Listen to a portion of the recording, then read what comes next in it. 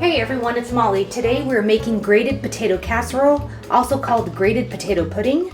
I will put the recipe for you down below in the description box so you'll have that. And you probably just saw me peeling and grating my potatoes. Make sure you keep your potatoes underwater and cold water before you grate them so they don't turn brown. Mine are starting to turn brown.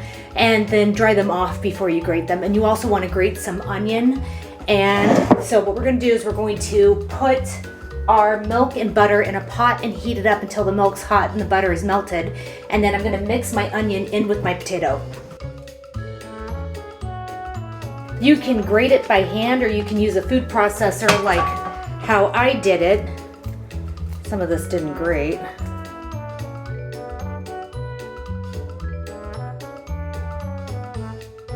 And it's not a whole lot of onion in here, it's just like 1/4 of an onion. So mix this together. So you're gonna need a large bowl. My potatoes were huge and I weighed them, and my potatoes grated, they weigh about 2 pounds, 15.7 ounces. So close to 3 pounds, but this recipe does say it serves 8 to 10. And I'm making a mess. And the recipe does have a note. It says if you don't expect to serve this potato dish immediately, beat a 1/2 teaspoon of baking powder into the eggs, and I'm going to do that. Okay, so we need 3 beaten eggs.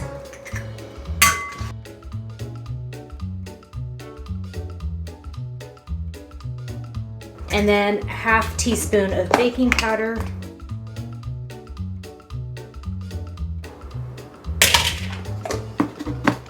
Beat that all together. It's kind of hard to mix it in. Okay, so we want to stir in the eggs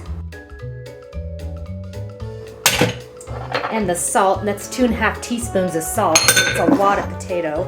And then once our butter and milk are ready, then we'll just add those two. No pepper. I think that's a little strange, but we'll see how this tastes. Okay, and I'm gonna go ahead and preheat my oven to 350 degrees Fahrenheit. Okay, so my butter and milk are ready, so I'm just gonna add them to the potatoes. And I'm gonna stir it rather fast because I don't want the egg in there to cook. Now it says to pour this into a well-buttered, shallow 6-inch by 10-inch baking dish. I don't have a 6-inch by 10-inch baking dish, so I'm gonna see what I can find to use. This is a lot, so I'm just gonna use a casserole dish. Let me go find one.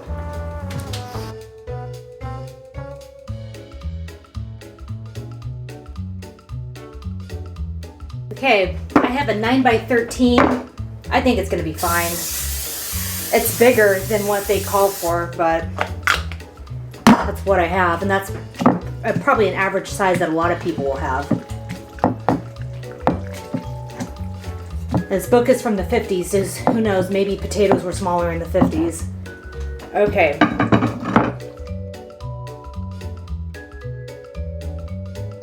And it goes.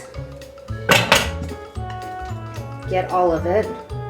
And then once my oven is preheated, because I forgot to preheat it, we will pop this in. It goes in uncovered, and then it bakes for about 1 hour and 15 minutes.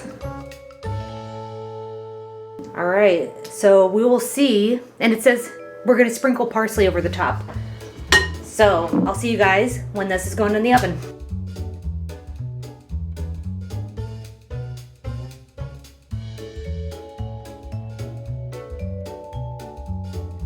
Oh boy, what kind of weird casserole did you make this time? Dan, this is called a grated potato pudding, or it's a casserole.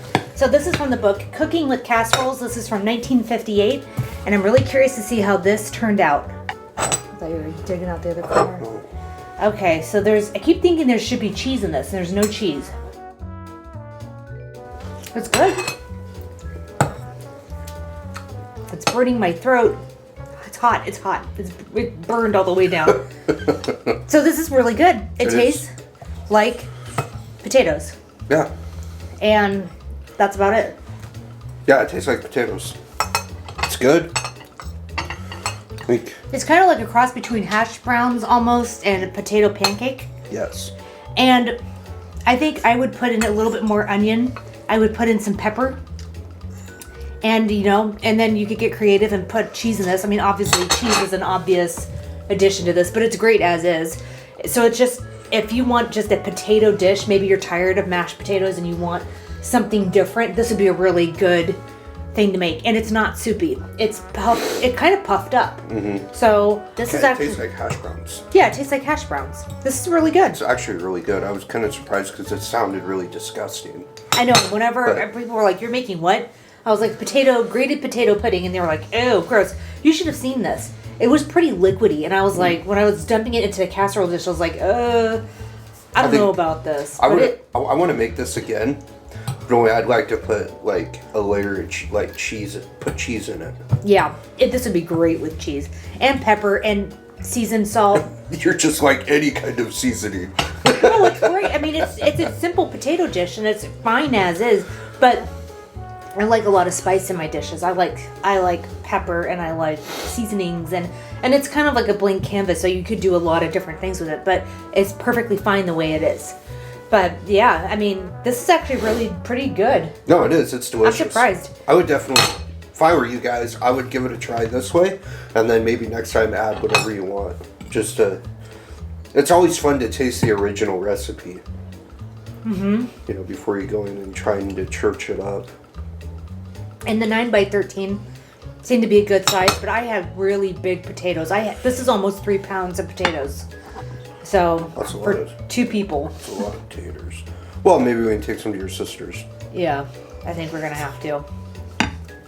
That's a lot of taters. But it's good. You can't. I mean, having too much potatoes, that's not a bad problem to have. Yeah, it's good. Yeah, it's blah blah blah blah blah blah blah blah blah blah blah blah. Blah. And then reverse it. It's great, and I can't talk. So yeah, there you go. Grated potato pudding or grated potato casserole from 1958. Not that weird. No. Nothing canned. Nothing canned in it. It was a little weird, but it tastes good. It tastes good. Awesome. All right. So if you like this content and you want to see more recipes like this grated potato casserole, then please subscribe. And hit the like button. I upload new content every weekend, and Dan and I are always here taste testing vintage recipes. And make sure you click the bell for notifications. All right. I'll hope to see you in the next video. Goodbye, everybody. Bye.